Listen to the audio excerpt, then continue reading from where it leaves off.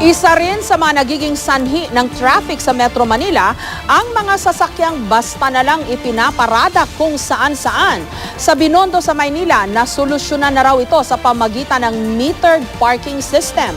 Kaya naman plano na rin daw itong ipatupad sa Malate at sa Ermita. May report si Dano Tingkungko.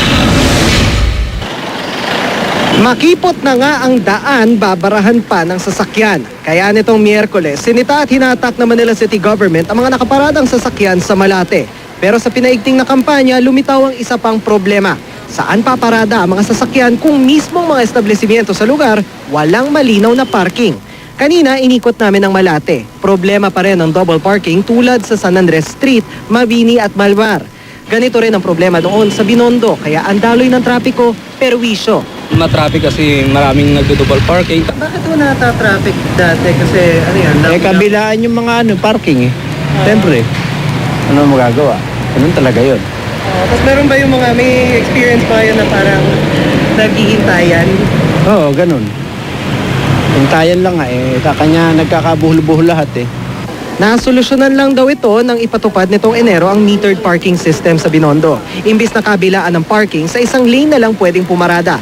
30 pesos kada 3 oras ang bayad sa parking. Gamit ang mga reloadable smart card na itatap sa mga metro tulad ng ipinapatupad sa ibang bansa.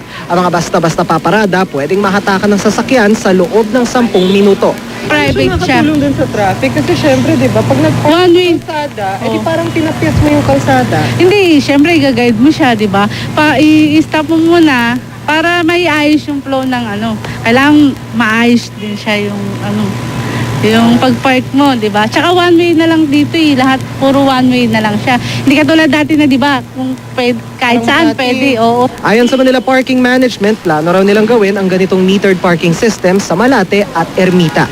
Ang nakikita namin pagkakapareho ng Binondo at Ermita Malate ay yung pangangailangan ng parking, on-street parking. Nakipag-coordinate po kami ngayon sa city government dahil kahit makipot po ang daan, marami pong paraan. Dano Tingkungko, GMA News.